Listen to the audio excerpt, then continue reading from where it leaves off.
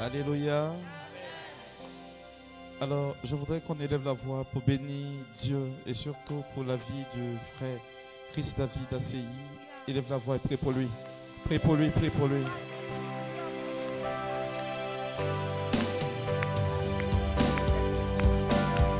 Amen, amen. Alors tu vas élever la voix et tu vas prier pour lui. Déclare des paroles de bénédiction sur sa vie. Amen. Le Seigneur demande que nous prions pour ses serviteurs. Prie pour lui. Souhaite le meilleur pour ce ministère. Que Dieu l'inspire encore davantage.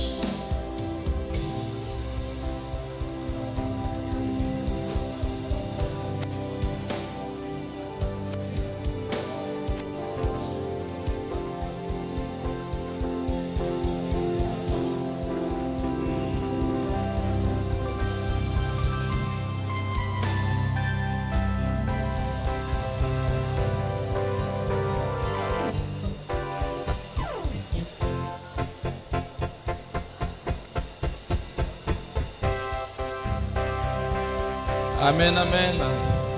Et tu vas acclamer Dieu pour sa vie.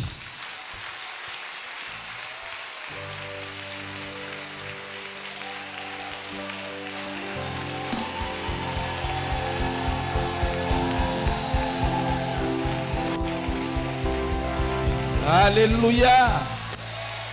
Alors tu vas rester 1 minute debout. Vous voyez, quand je suis arrivé, j'ai entendu 2 témoignages. J'aime les miracles. Amen. Et ce qui me garantit que aujourd'hui c'est un jour exceptionnel, c'est que le fait que tu sois présent ici ou que tu nous suives chez toi à la maison, c'est déjà un miracle. Et je veux que tu acclames Dieu pour cela.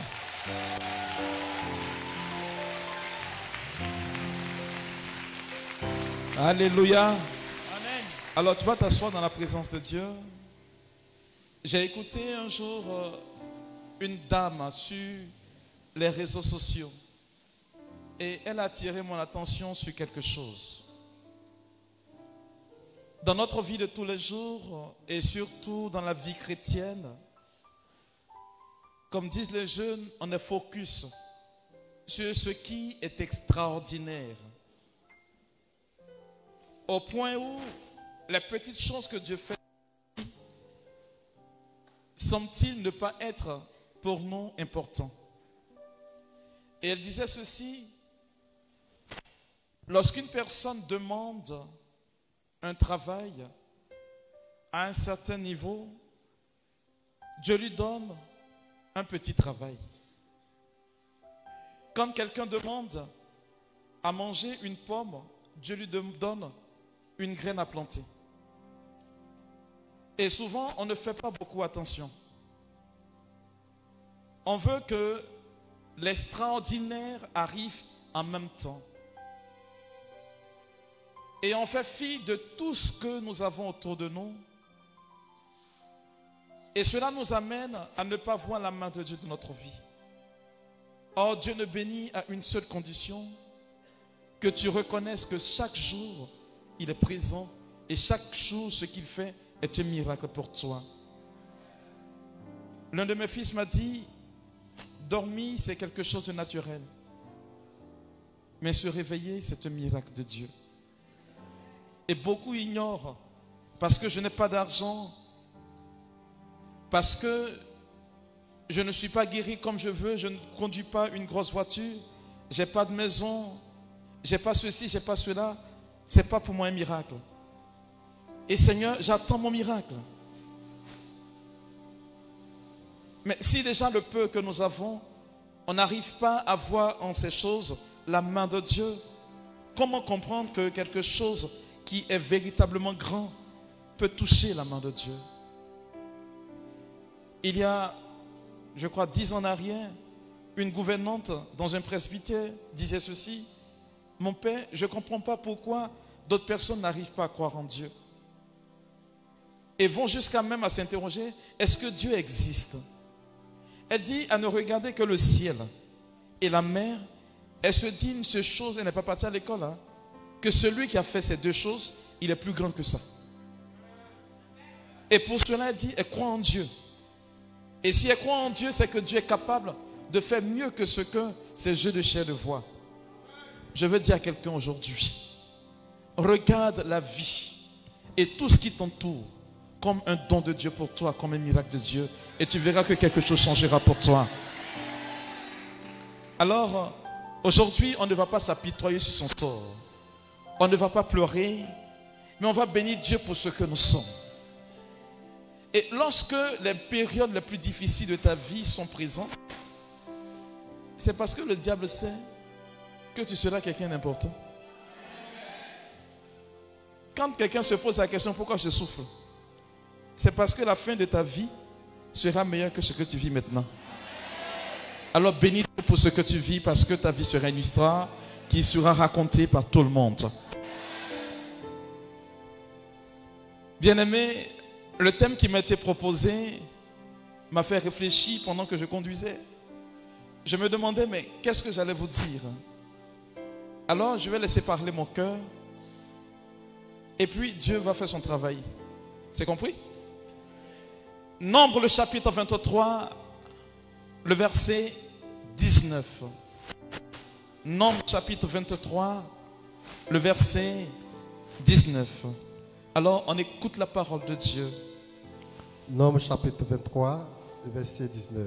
Avant qu'il ne lise, je vous situe le contexte. Il est important souvent de lire la Bible. Pour ceux qui ne le savent pas, le livre des Nombres fait partie de ce qu'on appelle Pentateuque, les 5 premiers livres de la Bible. Et cela retrace l'histoire d'Israël dans sa marche au travers du désert. Vous allez trouver que le livre des Nombres est quelque peu assimilé au livre de l'Exode. Parce que le livre de l'Exode, c'est la traversée. Et vous allez trouver certains passages similaires dans le livre des Nombres comme dans le livre de l'Exode. Parce que ce sont deux auteurs de la même période qui ont écrit. Et chacun raconte d'une façon différente ce qu'il a vécu. Et ce qui se passe dans cet épisode de la Bible, il s'agit d'un prophète païen, un prophète Baal, appelé Balaam, fils de Béor. Il prêchait et il annonçait des prophéties ainsi que des oracles pour Balaam,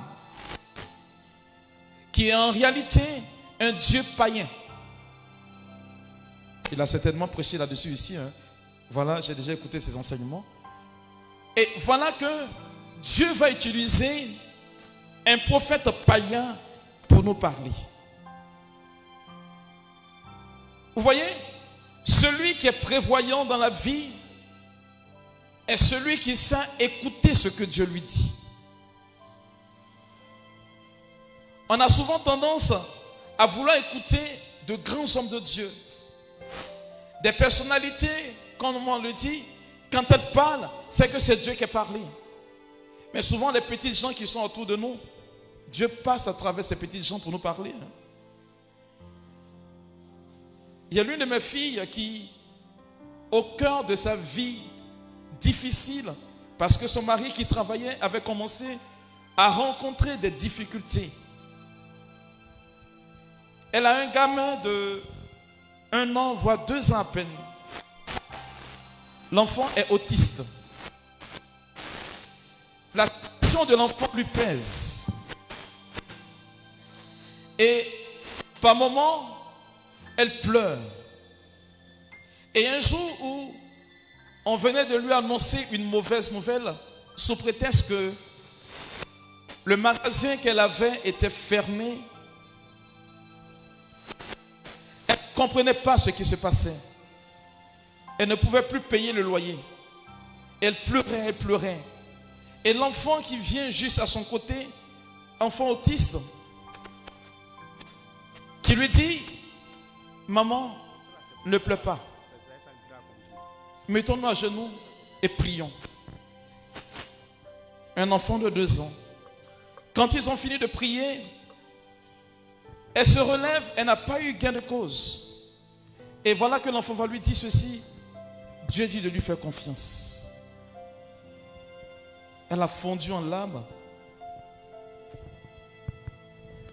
Et elle m'a appelé. Je lui ai dit, tu attendais une réponse de Dieu. Et voilà que ton enfant te parle. Je suis venu te dire aujourd'hui que Dieu mettra des personnes sur ton chemin. Et ces personnes vont parler en son nom. C'est la raison pour laquelle il faut considérer tout ce qui t'entoure comme venant de Dieu. Le livre de Job, le chapitre 2, le verset 10 vous dit, lorsque une bénédiction nous arrive, on l'accepte comme venant de Dieu. Pourquoi ne pas accepter le malheur comme venant de Dieu? Et l'apôtre Paul qui dit ceci, tout concourt au bien de celui qui aime Dieu. Alors dis à quelqu'un, assieds-toi bien. Nombre le chapitre 23, le verset 19. Qu'est-ce que Dieu met sur les lèvres de Balaam, fils de Béor, et selon son expression, l'homme au regard pénétrant? Qu'est-ce qu'il dit? Nombre chapitre 23, verset 19. Uh-huh. Dieu n'est pas un homme pour mentir. Première chose que Balaam dit, il parle au nom de Dieu. Il dit, Dieu n'est pas un homme. Parce que l'homme, dans sa constitution, est limité. Dans sa manière d'être, l'homme est limité. C'est la raison pour laquelle vous trouverez que quand Dieu va créer Adam, il verra qu'en Adam, il y a une imperfection.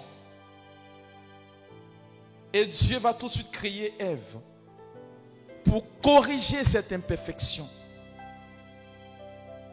L'homme ne peut pas dire qu'il a la science infuse parce qu'il est créé à partir de quelque chose. Et Balaam te dit, Dieu n'est pas un homme. Ce qui est imparfait est ce qui titube. Est-ce qu'il ne dit pas correctement les choses parce qu'il ne voit pas les choses venir? Il y a deux catégories de monde. Il y a le monde spirituel et le monde dans lequel nous vivons. Ce qui doit exister dans notre monde doit d'abord passer dans le monde spirituel. C'est pourquoi celui qui a la possession du monde spirituel, il possède le monde physique. Et Balaam dit, Dieu n'est pas un homme. Il est plus qu'un homme parce qu'il est surnaturel. Il n'est pas un homme parce qu'il est à la base de la création de l'homme. Il ajoute ceci, il n'est pas un homme pour mentir. Pourquoi Dieu ne ment pas? Vous voyez, ce qui compose un être humain, ce qui fait qu'un être humain peut être écouté, ce sont trois choses. Et selon ces trois choses, un être humain qui parle, on peut dire, on peut accorder une crédibilité. La première chose qui constitue un être humain, c'est ce qu'il pense. La deuxième chose, c'est ce qu'il dit. Et la troisième chose, c'est ce qu'il fait. Un homme, un être humain qui a ces trois composantes et qui sont en adéquation, quand cette personne parle, on dit voilà quelqu'un en qui on peut croire. Et pour une personne à qui Dieu veut confier une tâche, cette personne est censée corroborer ces trois phases de sa vie. Ce que tu penses, ce que tu dis et puis ce que tu fais. Souvent tu dis ce que tu ne penses pas. Ou tu fais ce que tu ne penses pas. Le psalmiste dit, qui a été le conseiller de Dieu? Qui peut l'instruire sur les voies de la sagesse? Dieu n'est pas un homme pour mentir. Parce que le mensonge vient du démon. Le mensonge est une ruse. Le mensonge ne vient pas de l'amour. Alors qu'en 1 Jean, le chapitre 4, le verset 8, il dit ceci: Dieu est amour. C'est pourquoi celui qui n'aime pas n'est pas né de Dieu. Et si nous partons sur la base de ce que Dieu est un être humain, est supérieur aux hommes, cela veut dire tout simplement qu'il n'a pas les mêmes aptitudes qu'un être humain. Jésus va nous dire ceci, et Paul, en le reprenant, va dire: soyez parfaits comme votre Père céleste est parfait. Soyez saints comme votre Père céleste est saint. La finalité de notre vie sur la terre, est-ce que vous le savez? Vous le savez? C'est de ressembler à Dieu. C'est la raison pour laquelle il dit en Romains le chapitre 8, au verset 19, que toute la création aspire à la révélation des fils de Dieu. Job va le dire: lorsque mon Sauveur se présentera devant moi, je le verrai tel qu'il est. J'ai fait un post il n'y a pas longtemps et j'ai dit aux gens sur ce post que le véritable combat spirituel qu'on a mené, ce n'est pas de tuer Satan. Parce que Jésus est venu, il a vu, il a laissé pour partir. Toi, ton rôle, ce n'est pas de tuer Satan. Le véritable combat spirituel, c'est de tout faire pour que ta vie avec celle de Dieu concorde. Satan, laisse-le tranquille. Voilà le véritable combat. C'est pourquoi de toute éternité, le diable il est perdant. Quelqu'un qui se cache pour te lapider, c'est qu'il a peur de toi. S'il vient t'attaquer dans ses rêves, ne sait pas si c'est qui tu es. Et comme on ignore ce fait, on refuse de ressembler à Dieu. Dieu n'est pas un homme pour mentir. Il n'est pas, continue, ni fils d'Adam, ni un fils d'Adam pour avoir du regret. Pour avoir du regret.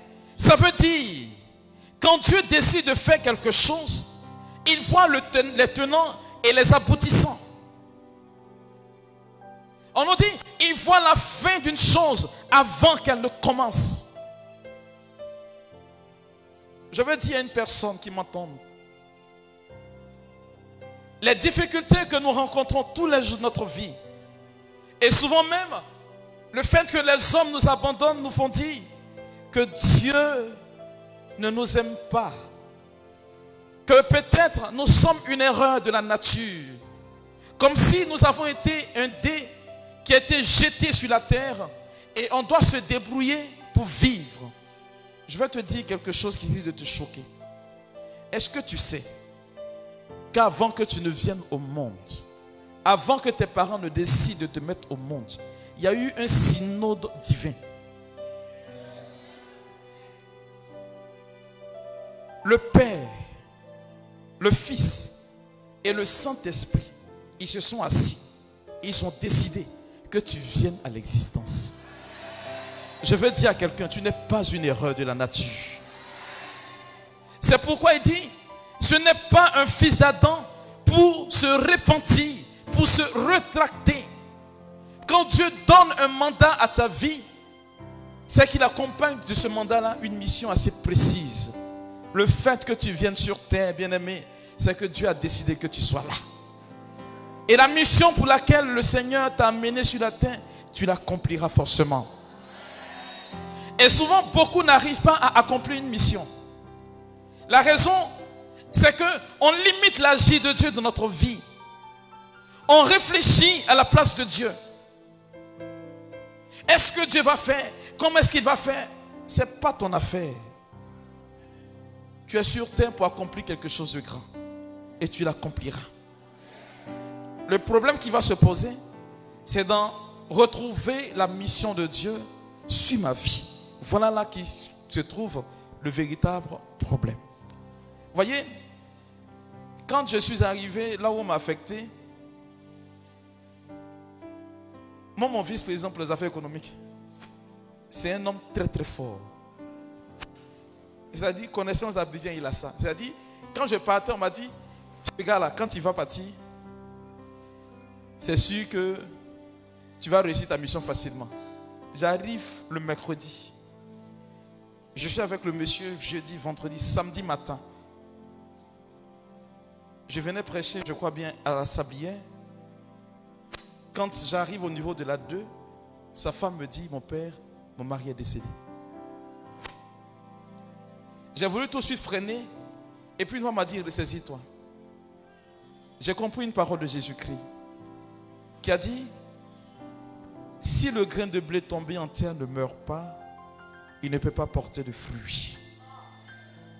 J'ai compris que pour qu'il y ait un changement, Dieu admet qu'il y ait des choses dans notre vie qui meurent pour que ces choses-là portent du fruit. Je veux dire à quelqu'un, tu n'as encore rien perdu. Parce que tout ce qui est mort dans ta vie va servir pour que Dieu te relève et te rebâtisse. Ne regarde pas tes échecs comme des lieux d'échec. Non, mais des lieux de relèvement. Parce que tout ce qui doit porter du fruit doit d'abord mourir. C'est pourquoi il dit, il n'est pas un fils d'Adam pour se repentir. Parce que Dieu prend connaissance de ce que tu vas devenir. Il sait ce que tu seras. Il y a beaucoup parmi nous, quand nous sommes en train d'exercer une activité ou que nous sommes quelque part, on veut tout de suite fuir. Mais je vous pose la question, pourquoi fuir? Un chrétien n'abandonne pas le combat. On a tendance à dire, ah, on dirait que je me suis trompé. Hein. Mais tu ne t'es pas trompé. Il n'y a pas longtemps, pas plus tard qu'en début de semaine, il y a l'une de mes filles qui trouve que là où elle est là, c'est trop compliqué. Elle veut partir. Je lui ai posé la question, mais tu as parti où? Elle dit, mon père, vraiment, la vie qu'on me mène là-bas, c'est trop dur. Je lui ai dit, quand le moment de quitter va arriver, Dieu lui-même va t'enlever de là-bas. N'ayez pas peur. Vous ne trouverez jamais une vie chrétienne où il n'y a pas de combat. Lorsque tu te lèves le matin, tu vas au travail et que tu n'es pas persécuté, tu n'es pas insulté, tu n'es pas méprisé, tes collègues ne te jalousent pas, il n'y a pas d'aller chercher jalousie. Hein. C'est que là où tu es là, tu ne ferais plus Satan. Alors qu'un chrétien, dans sa constitution, quand tu te lèves le matin, Satan doit savoir que tu t'es levé. Arrêtez de dire je suis persécuté. C'est parce que ta vie est influente et risque de changer quelque chose dans ce monde que le diable veut te décourager. C'est pourquoi quand tu tombes, lève-toi. Tu aurais pu mourir, mais lève-toi. Dieu ne se trompe jamais. Quand je me lève le matin, je disais à quelqu'un, le jour où je naissais, Dieu n'a pas consulté Satan. Le jour où je vais mourir, il ne va pas le consulter. Donc, d'où vient le fait que lui, Satan, il va venir gérer ma vie? Et pour ça, nous les chrétiens, on ne dort plus. Bien-aimé, tu n'es pas une erreur. Dieu ne s'est pas trompé. Parce qu'il n'est pas un fils d'Adam pour se reprendre. Vous voyez, quand Dieu fait les choses, dans le livre de la Genèse, Genèse le chapitre 1, on nous dit, Dieu dit que la lumière soit, et la lumière fut. Et cela était comment? Bon. Quand il a vu que c'était bon, il est passé au deuxième jour. Mais le jour sur lequel il a le plus duré, c'est le 6e jour. Le 6e jour, quand il a fini de créer l'homme, il a amené tous les animaux pour que l'homme donne un nom. Et l'homme a donné un nom. Il a vu que le cœur de l'homme était triste. Dieu dit non, cette erreur-là, je vais la réparer. C'est pourquoi il va créer le produit le plus parfait. L'être le plus achevé. Après cette création-là, Dieu ne fait plus rien. C'est la femme.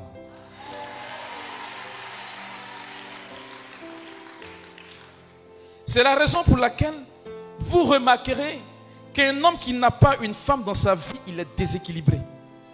Et la société l'a remarqué. On ne confie un poste de responsabilité à quelqu'un qui est marié. Alors je vais te dire ceci. Dieu ne s'est pas encore trompé sur ta situation. Il ne s'est pas encore repenti de ce qui t'a créé. Ce pourquoi tu es là, tu vas l'accomplir. Continue. Ce qu'il a dit, Ce qu'il a dit, ne le fera-t-il pas? est-ce qu'il ne le fera pas? Vous voyez? Ne confondez pas quelque chose. La dernière fois, lui et moi on parlait, quand il parlait de l'œuvre pour Dieu et puis de l'œuvre de Dieu. Vous voyez? Souvent on dit dans la Bible en Luc le chapitre 1, le verset 37, car rien n'est impossible à Dieu. Mais la véritable expression dit ceci: tout ce qui est sorti de la bouche de Dieu, il accomplit. Maintenant, allons-y voir si ce que tu attends de Dieu là, ça vient de sa bouche.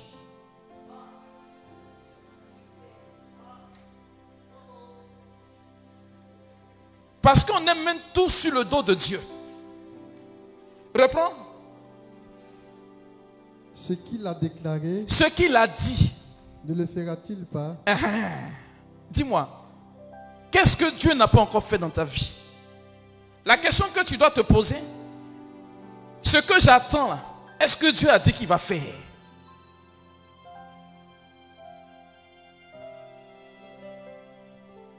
Il faut savoir prier.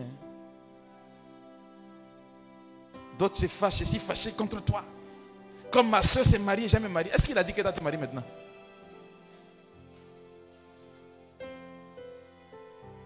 Je vais amener fort. Il faut entrer dans une dynamique. Ne va pas copier quelque chose d'un parent ou d'une amie pour mettre ça sur ta vie. Ce que Dieu a dit de ta vie, il va faire. La dernière fois, je vous faisais remarquer ici, il y a un adverbe qui nous a créé problème, non? C'est ici, non?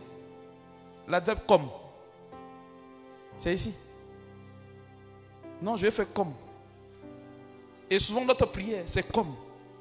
Au point où on ne rentre plus dans une intimité parfaite avec Dieu. Ce que Dieu a dit, il le fera. Vous voyez, je vais vous donner un témoignage. Il y a une semaine, je crois bien.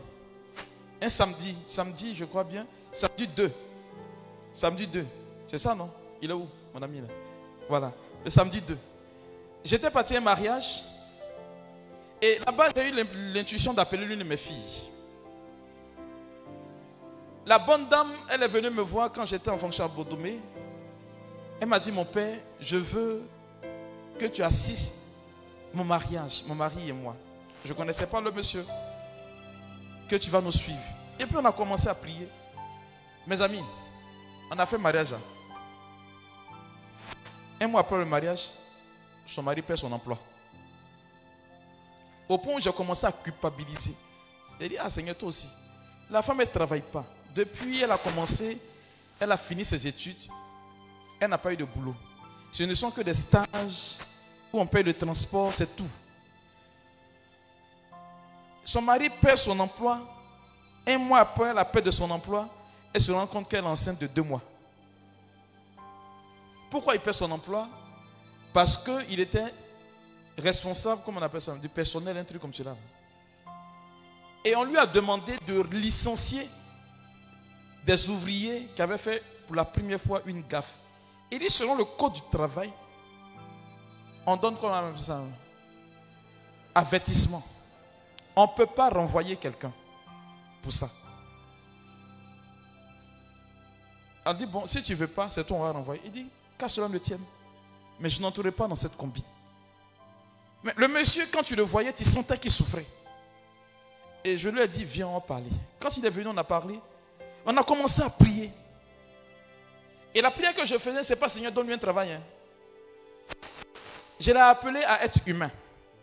Dans la prière qu'on faisait, je lui demandais tout simplement de commencer à accepter certaines situations de sa vie, à pardonner beaucoup. Il a l'un de ses frères qui cause avec ministre. Son frère lui a dit, Joe, envoie tes dossiers. Je vais donner au ministre. Et puis, il dit, mon père, je veux bien faire. Mais mon grand frère là, s'il a fait ça, il n'a plus dormi. Parce qu'il va parler. Chaque jour, il va raconter partout que c'est lui qui m'a donné le travail. Mon père, je préfère garder ma galère là comme celui-là. C'était tellement chaud que un jour, sa femme est venue me voir. Mon père, c'est chaud à la maison. Je lui ai payé le loyer, tout cela même. Il fut un moment où je n'entendais plus le monsieur. Sa femme, je la voyais aux séances de prière. Son ventre a bien poussé. Et puis il est venu un jour, mon père, sa femme me dit, je veux te voir. Je lui ai dit, ah bon, allons-y. Mon père, tu ne me voyais plus parce que Dieu a fait grâce. Tu m'as demandé de pardonner, j'ai pardonné, j'ai libéré mon cœur, il m'a trouvé du boulot.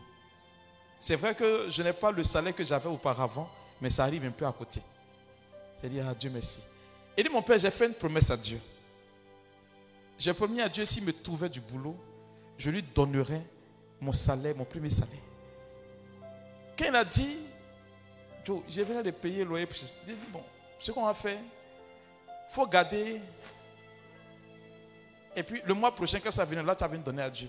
Le temps de pouvoir gérer et arrondir. Il dit, mon père, quand Dieu promet, il fait. J'ai promis, je fais. Bon, moi-même, je vous avoue que j'étais assis au bureau. J'ai pris l'argent, je l'ai béni, et puis j'ai déposé dans le tiroir du bureau. J'attendais que sa femme, comme elle me taquine beaucoup, qu'elle revienne pour dire que j'ai oublié quelque chose, puis j'ai dit, tiens. C'était ça qui était dans mon esprit. Mais je suis assis au bureau, il n'y avait rien, elle ne vient pas. Ah, elle ne vient pas. Quand elle m'a envoyé un message, je saute sur le message. Elle me dit, mon père, Dieu est fidèle. J'ai dit, ah bon, comment Dieu est fidèle? Elle dit, mon père, je n'avais pas trousseau, hein. Je venais te voir pour faire trousseau. Mais avec le geste que mon mari vient de faire, j'arrive à la maison. Il y a quelqu'un qui vient de me déposer le trousseau du bébé. D'une valeur de 500 000 francs. Son mari travaille. Elle est là. Je l'appelle le samedi, elle dit, mon père, je viens te voir, ça m'en dit pas sur le téléphone. Il dit, commence à parler un peu. Quand elle vient me voir, elle me dit les détails. Mes frères et mes soeurs, elle dit, quand elle a accouché, 2 semaines après, une grosse boîte de la société, dont je tais le nom, l'a appelée pour lui dire, c'est vous, mademoiselle Tan? Elle dit oui. Alors, on a eu votre numéro, on a vu votre CV, alors vous correspondez au poste en question.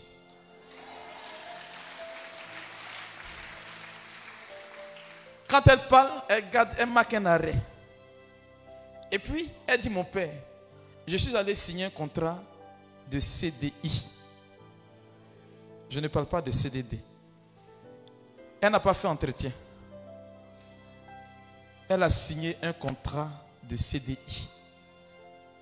Alors qu'on ne la connaissait pas. J'ai compris quelque chose. Elle disait quand on priait qu'elle sentait que Dieu allait la bénir. Mais elle ne savait pas quand et comment. Le texte dit, reprends s'il te plaît. Ce qu'il a dit, ce qu'il a dit, ne le fera-t-il pas? Est-ce que Dieu ne le fera pas? Continue. Ce qu'il a déclaré, ce qu'il a déclaré, ne le maintiendra-t-il pas? Est-ce qu'il ne va pas le maintenir? Continue. Voici que j'ai reçu de bénir. Voici que j'ai reçu de bénir. Point. Ce que Dieu a déclaré, est-ce qu'il ne le fera pas? Vous voyez? Je vais maintenant parler d'un point. Dans le fait de l'oracle, ou de la parole de connaissance, ou de la prophétie, et le temps de l'accomplissement de la prophétie. Il y a un décalage. Quand Dieu dit quelque chose, et le temps que Dieu permette que cela s'accomplisse. Dieu ne ment pas. Et souvent, à cause de ce que nous vivons et de ce que nous sommes, on fait mentir souvent les prophètes et les serviteurs de Dieu.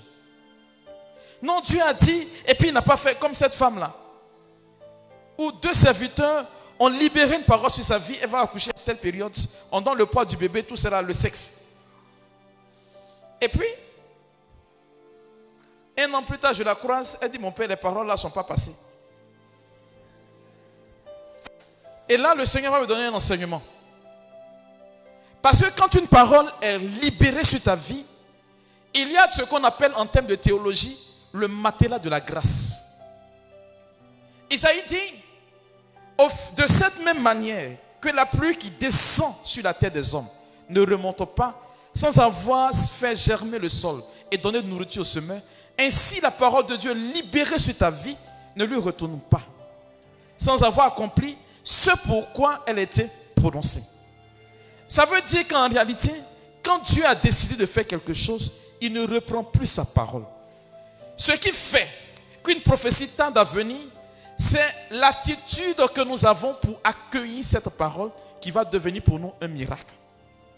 En d'autres termes, si nous ne créons pas les conditions pour que cette parole nous touche, la parole de Dieu va rester en suspens jusqu'à ce que tu décides et puis il reprenne sa parole.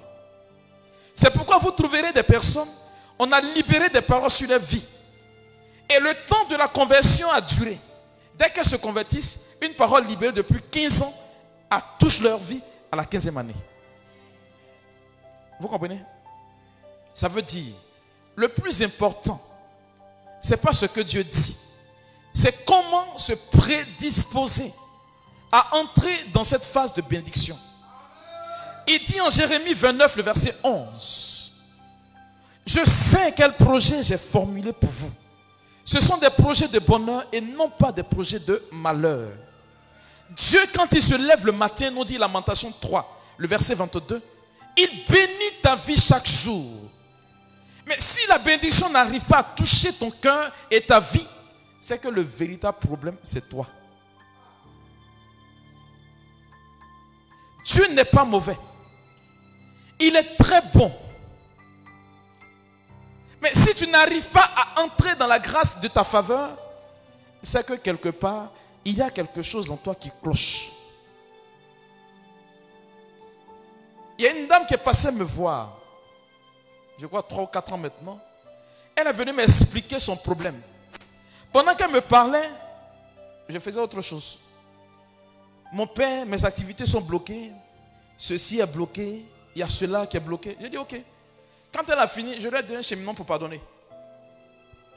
Elle a fini le cheminement 9 jours plus tard. Elle est venue m'attraper mes pieds pour me demander pardon. Que pendant qu'elle me parlait et que je lui ai dit va faire le cheminement, la question qu'elle s'est posée, Père bienvenue, on parle de lui, merci d'écouter mon problème.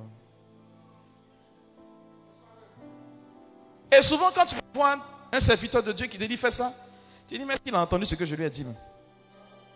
Parce que tu ne lui parles d'un problème et puis lui reçoit notre problème. La dame, elle a tout perdu. Mais son cœur était gros comme cela. Quand tu lui dis 1, elle dit 10. Tu penses que tu l'as logné, tu es foutu, elle va t'insulter. Mais elle n'arrivait pas à pardonner parce qu'elle vivait une situation difficile. Quand elle a fini, je lui ai dit va pardonner. Elle est partie, elle est pardonnée. Je vous assure. Elle dit mon père, quand j'ai fini et que j'ai commencé à assimiler le pardon dans mon cœur, c'est comme si j'étais débordé de bénédiction. Tout a commencé à descendre sur ma vie. Mon père, je vais te demander pardon. Souvent, je vais maintenant écouter ce qu'on me dit. Allez-y, lisez ce qui est écrit en Luc le chapitre 15 au verset 10. Jésus dit ceci. Ainsi, il naît de la joie chez les anges de Dieu pour un seul pécheur qui se répand. Je vais vous dire la vérité aujourd'hui. Ce ne sont pas les prières qui exaucent. C'est la conversion qui fait que la prière devient exaucement et miracle. Tant que ton cœur n'est pas converti, la parole de Dieu va être relâchée sur ta vie chaque jour. Mais tant que tu opères ce qui ne plaît pas à Dieu, tu limites la main de Dieu sur ta vie. Un sorcier peut t'attaquer et avoir raison de t'attaquer. Tu sais pourquoi? Parce que quand le diable dit tu me dois, c'est que tu as pris son crédit. Et le crédit de Satan, c'est le péché. J'ai dit aux gens, pas plus tard qu'hier, j'ai dit à une dame, même si tu viens de te confesser, que tu sors, tu vas pécher, reviens te confesser. Tant que tu regrettes, Dieu te pardonne. Mais il y a combien qui vont à la confession aujourd'hui? Non, le père là, il va écouter. Toujours c'est moi, il vient dire même péché. Je vous dis, hein, si un prêtre devait retenir tous vos péchés, là, il allait marcher façon comme ça. C'est un sacrement d'amour On ne se répand pas. Aujourd'hui, c'est vrai qu'Abidjan est difficile. Hein? Mais nous, on rend Abidjan difficile. Et le chrétien aujourd'hui est devenu méchant. Notre cœur est fermé. Et on justifie le péché. Ah, j'étais obligé de pécher. Hein? Depuis quand tu es obligé de pécher? Je vous assure, celui qui sort de tous les canevas de péché, Dieu bénit abondamment sa vie. Lis-moi le psaume 37, le verset 25. Ou 36, je ne sais pas. En tout cas, juste c'est 37 ou 36. Le verset 25. Vous allez comprendre.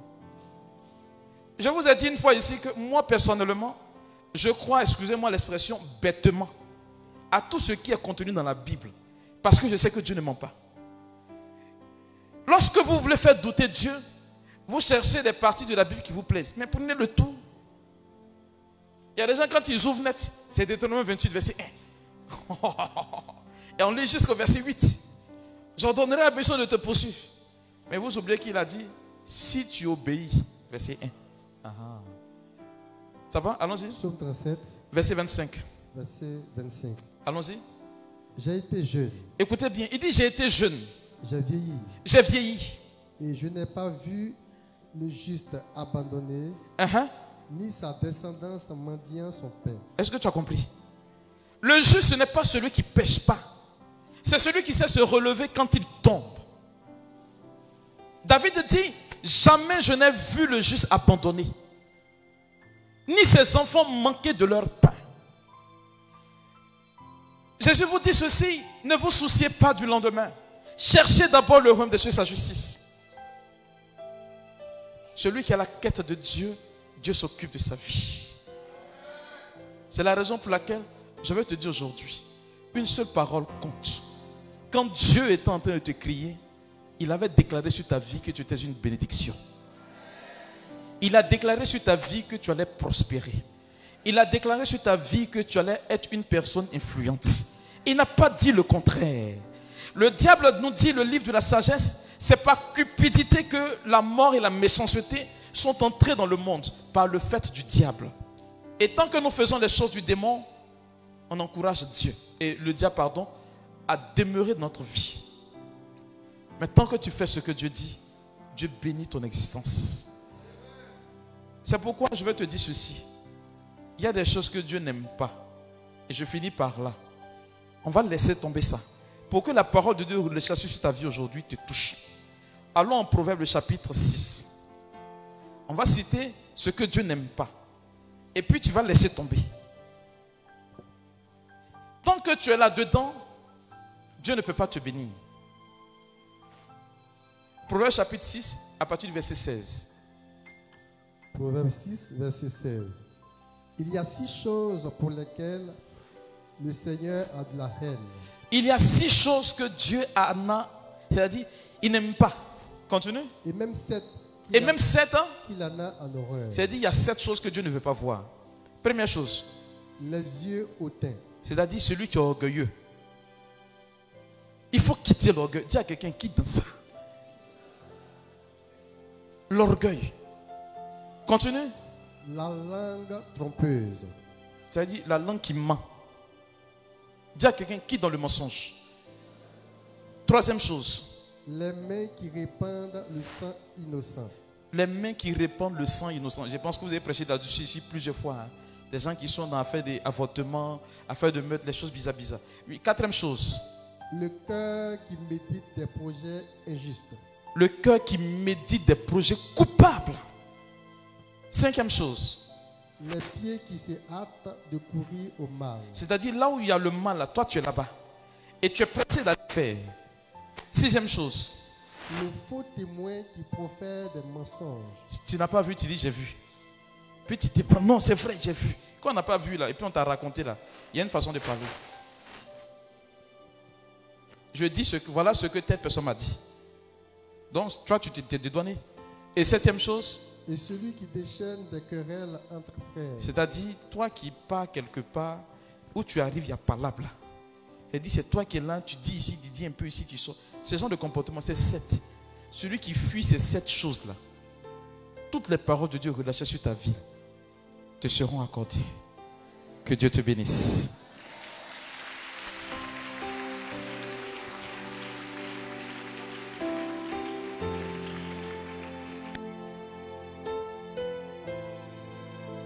Alléluia. Voilà. J'aime ce moment-là.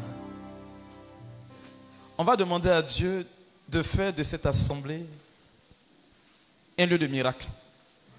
Vous voyez, ce qui me plaît dans le fait de Dieu, c'est le fait que pendant que nous sommes en train de prêcher et que tu prends résolument sur toi de vouloir quitter certaines choses, Dieu bénit ta vie. Alors, depuis un certain moment, depuis qu'on m'a nommé curé, voilà, j'aime faire le ministère, voilà, de façon classe, quoi. Voilà. Bon, voilà, un ministère cural. Faut pas, voilà, faut pas, tu vas... Donc, ne cassez pas les chaises aujourd'hui, là. Est-ce qu'on est d'accord? Voilà. Je veux que tu te dises que le ciel t'est ouvert aujourd'hui. Avec cette prédication, je veux que tu te dises que tu as apporté demain ta bénédiction. Ne le fais pas parce que je suis là, mais parce que tu es en présence de Dieu. Et de tout ton cœur, de toute ton âme, je veux que tu crois. Arrête des préjugés, des façons de réfléchir. Dieu n'est pas dans les réflexions. Et pendant que le cœur est en train de nous accompagner, je veux que ton âme s'élève vers Dieu pour l'adorer. Aujourd'hui, ne prie pas, adore Dieu. Adore Dieu. Et ce qu'il a prévu pour toi te sera accordé. S'il est en train de faire quelque chose qui me montre, j'ai dit. Il ne me montre pas, je ne dis pas. Est-ce qu'on est d'accord? Mais sache que à la sortie d'ici, peut-être même en chemin où tu vas arriver, tu vas voir que ta situation a changé. Je parle d'un Dieu qui est capable de faire de grandes choses. Commence à le bénir. Amen. Bénis-le, bénis-le, bénis-le, bénis-le.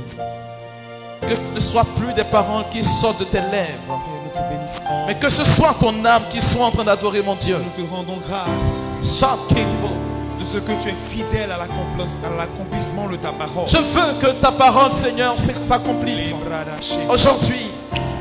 Pour mes frères, pour mes soeurs. Seigneur, ils ont quitté leur domicile, leur travail, pour venir entendre ce message. Ils voient ta main, toi qui es Dieu. Et je veux bénir ton nom.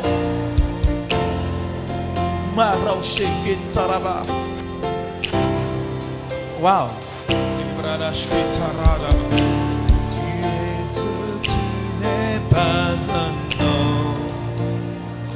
Adore Dieu, s'il te plaît. Tu es Dieu, tu n'es pas un homme. Adore-le, adore-le. Oh, tu es Dieu, tu n'es pas un homme. Oui, tu es Dieu, tu n'es pas un homme. Tu es Dieu, tu n'es pas un homme. Oh, nous le proclamons avec foi. Tu es Dieu, tu n'es pas un homme. Tu es Dieu, tu n'es pas un homme. Car ce que tu promets, tu l'accomplis, Seigneur. Tu es Dieu, tu n'es pas un homme.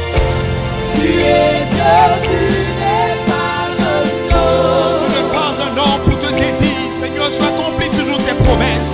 Tu es Dieu, tu n'es pas un homme. Oui, tu es Dieu, tu n'es pas un homme. Tu es Dieu, tu n'es pas un homme. Oh, tu es Dieu, tu n'es pas un homme. Tu es Dieu, tu n'es pas un homme. Oh, tu es Dieu, tu es Dieu. Tu es Dieu, tu n'es pas un homme. Tu es Dieu, tu n'es pas un homme. Tu es Dieu, tu n'es pas un homme. Oh, tu n'es pas un homme, Seigneur. Tu es Dieu et nous croyons en ta parole. Tu es Dieu, tu n'es pas un homme. Oh, tu es Dieu pour accomplir des prodiges dans nos vies, Seigneur. Tu es Dieu, tu n'es pas un homme. Tu es Dieu pour nous apporter la guérison, pour nous apporter la restauration. Hey! Tu es Dieu, tu n'es pas un Tu homme. es Dieu pour nous délivrer des liens de nos familles. Oh Seigneur, nous croyons en toi. Tu es Dieu, tu n'es pas un homme. Tu es Dieu pour nous donner du travail, pour nous donner des miracles. Tu es Dieu, tu n'es pas un homme. Tu es Dieu pour nous libérer de la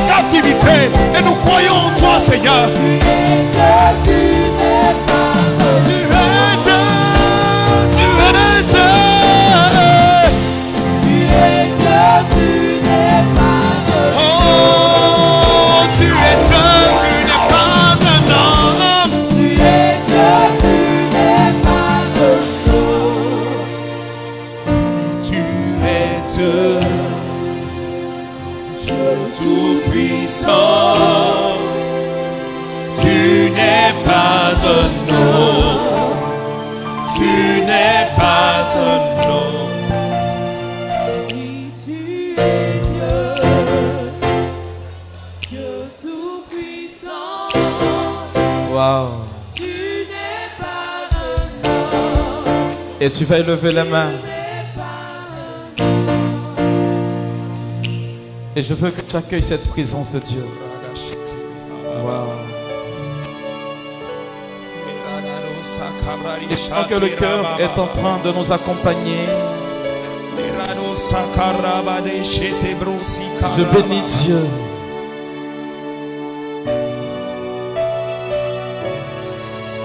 Et si tu connais ce cantique, je veux que tu le chantes aussi. Wow. Croyez-moi, le ciel est ouvert.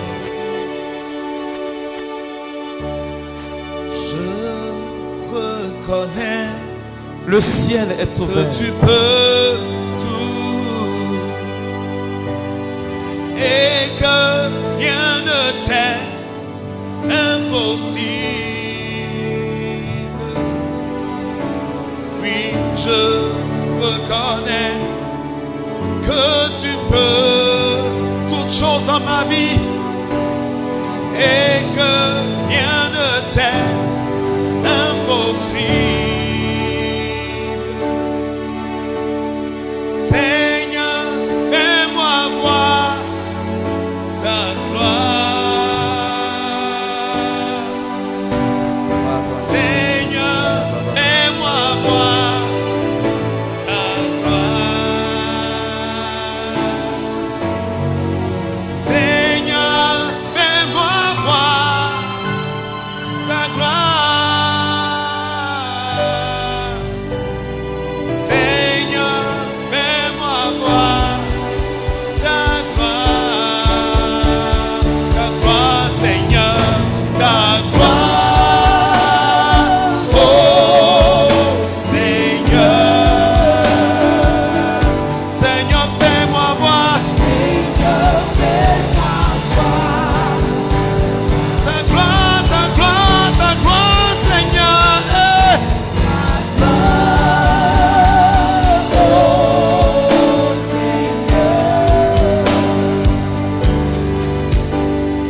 Seigneur, fais-moi voir ta gloire. Tu vas lever la main et tu vas prier. Hein? Tu vas t'arrêter de prier. Et il y a des choses que le Seigneur est en train de faire. Et toutes ces choses, on ne pourra pas les dire aujourd'hui. Mais je veux néanmoins prier pour des personnes.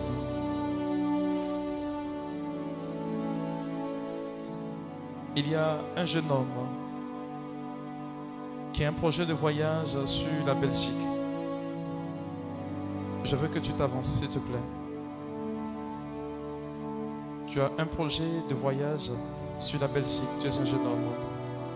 Je veux prier pour toi. Il y a une jeune dame qui a un problème au niveau génital, je crois bien. Et j'entends dans mon esprit dystrophie ovarienne. Dystrophie ovarienne. Je vous demande d'avancer parce que je n'ai pas beaucoup de temps. Dystrophie ovarienne. Je demande à ce jeune homme d'avancer parce que tu veux abandonner ce projet. Tu veux abandonner ce projet. Tu as un voyage sur la Belgique. Et ce projet te tient fortement à cœur. Il y a une personne dans notre assemblée, je ne sais pas quelle prophétie a été libérée sur ta vie. Mais aujourd'hui, ça fait exactement 8 ans. 8 ans. 8 ans. Que ce projet que cette prophétie, pardon, ne s'est pas réalisée. 8 ans. Ça fait 8 ans que cette prophétie ne s'est pas encore réalisée. Et pendant que j'étais en train de te prêcher tout à l'heure, tu te disais, mais certainement que c'est moi qui ai fait. La main de Dieu n'est pas courte. Je veux que tu viennes, s'il te plaît. 8 ans, tu peux bien compter. Je ne sais pas quelle prophétie a été libérée sur ta vie, mais ça fait exactement 8 ans. Et pendant que je prêchais, tu t'es souvenu comme si c'était hier. Je demande à ce jeune homme de venir. C'est assez précis dans mon esprit. Tu as un projet sur la Belgique. Et je veux te voir, s'il te plaît.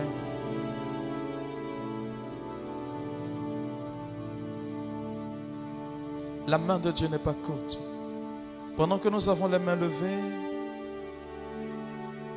je demande aux frères de la sécurité de m'aider. Ces 3 personnes. J'ai vu 3 étoiles descendre sur 3 personnes. Et sur ces personnes, le Seigneur avait cette parole. Je redonne un souffle nouveau à votre vie. 3 personnes. Sur vous, la grâce de Dieu est en train de fondre. 3 personnes.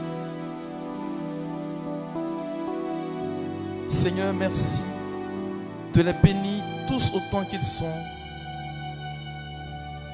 Merci d'œuvrer dans leur vie. Je demande à ce jeune homme de venir parce que tu es là, tu es hésitant. Je veux que tu viennes. Je vois un bleu clair, un bleu ciel dans ce que tu as porté comme habit. Quelque chose qui tire sur le blanc mais qui est en réalité le bleu. Je veux que tu viennes, mon frère.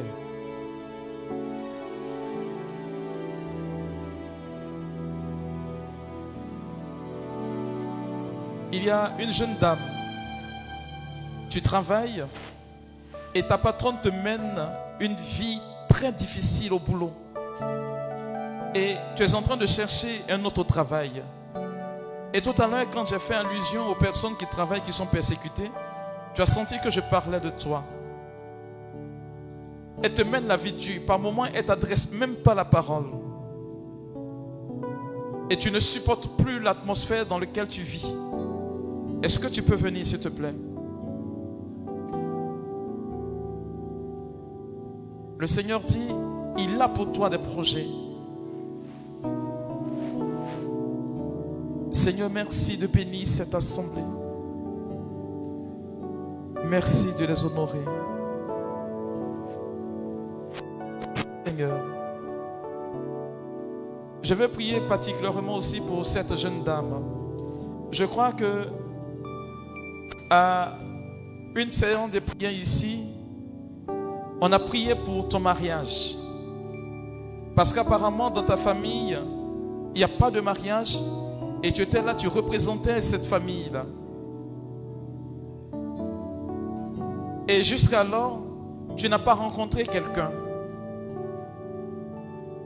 Parce que la parole disait ceci, très prochainement, tu vas rentrer en contact avec quelqu'un qui va te demander en mariage. Mais tu n'as pas encore rencontré cette personne, au point où tu te demandes, est-ce que la prophétie qui avait été annoncée en son temps était pour toi? Je vois une jeune dame claire. Cette parole a été libérée sur ta vie. Est-ce que tu peux venir? Je vais déposer le micro, prier pour ces personnes, mais je veux que tu viennes aussi. J'insiste sur ce jeune homme, est-ce qu'il peut venir? Mon frère, je sais que tu es là, tu m'entends? Tu m'entends? Je vois la Belgique. Je ne sais pas si je me trompe, mais le plus 32, c'est la Belgique? C'est ça? Le plus 32. C'est la Belgique que je vois.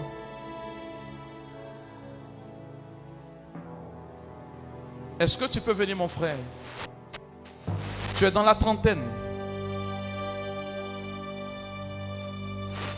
Seigneur, je bénis ton nom. Et je te rends toute la gloire. Est-ce qu'on peut s'asseoir?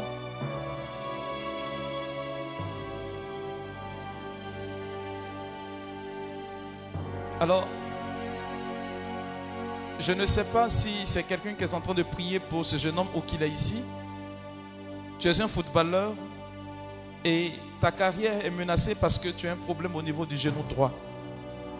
Je ne sais pas si c'est quelqu'un qui prie pour ce jeune homme ou qu'il est ici. Mais je veux que tu viennes. Je n'ai pas assez de précision. Je vais laisser le micro maintenant. Je ne sais pas qui est en train de prier pour cette personne.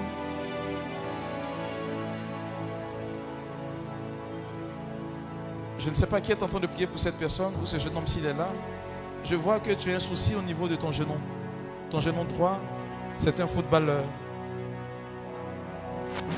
Si c'est quelqu'un qui prie pour ce parent, tu peux venir aussi. Et je bénis Dieu pour votre vie. Alors pendant que je suis en train de prier, le cœur nous accompagne. Et je dis merci à Dieu. Attendez une minute s'il vous plaît. Il y a une personne qui est venue ici pour la première fois. On t'a invité. On t'a invité ici pour la première fois. Et cette personne qui t'a invité t'a dit ceci: si tu viens, tu vas voir que quelque chose va changer dans ta vie. Tu auras une bonne nouvelle qui va te venir. Viens rapidement aussi. Tu étais invité. C'est la première fois que tu viens ici, je crois bien. C'est vous? Il faut venir.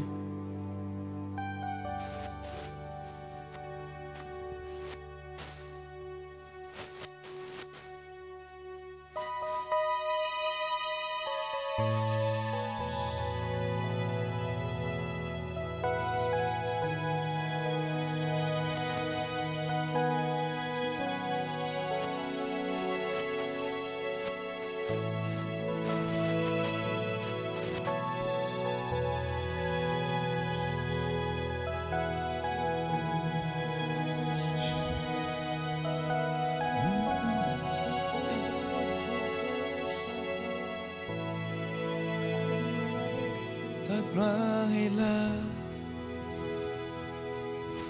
ta main nous touche, ta main nous touche, ta main nous touche, ta gloire est là, ta main nous touche. Ta main nous touche, ta main nous touche,